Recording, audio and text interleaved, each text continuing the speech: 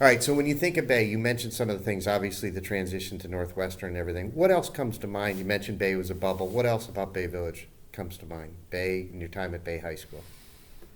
Um, what comes to mind is the friendships I made. Do you know, I mean, I was grounded in friendships. It meant a lot to me. When I went to this very alienated place, Northwestern, where everybody was from Illinois or New York, or, you know, they were active and all of that, it brought me, I couldn't wait to get back to Bay. And I remember going to visit one of my best friends, who's going to actually be here tomorrow morning, at Miami University.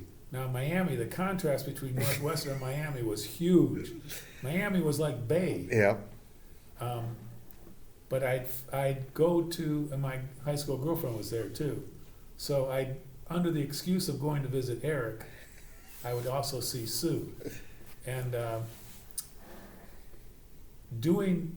just being with friends was so stabilizing in a very, very lonely time.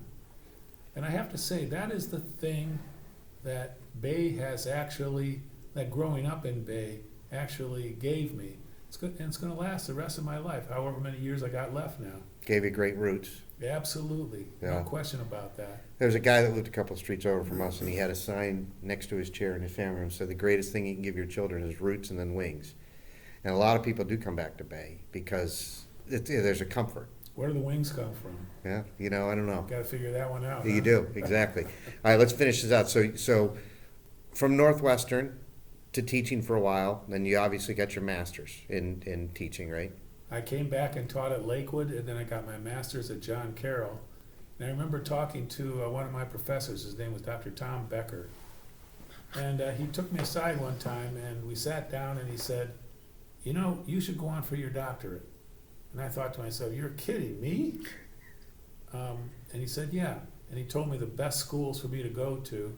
So I went to University of Arizona, got my doctorate, then from there got a job at the University of Hawaii, which, we moved back from Hawaii in '94, and everybody thinks, you're crazy. You left Hawaii to come to Cleveland? And I gotta say, our quality of life here, now I live in Shaker Heights, so I'm on the other side of the city. Yeah. But our quality of life here in Cleveland is better than it ever was in Hawaii. Oh, So that's good to hear. That's good to hear. So what did you teach when you were at Hawaii? I was the assistant director of a research center, and I had a major research project called the Youth Development Project, and it was designed to reduce the delinquency rates of kids in intermediate schools. And we used cooperative learning, social skills training, and we trained teachers to implement these things in the schools. We actually produced some very good results. So it was a very good job. I really liked it there. And so we'll wrap up with, you're at the Cleveland Clinic, you're back home, you're in Cleveland, and give us a little background on what you're doing today. I am head of the ADHD Center at Cleveland Clinic, and we are creating a lifespan clinic because there are a lot of adults who are discovering that they have ADHD.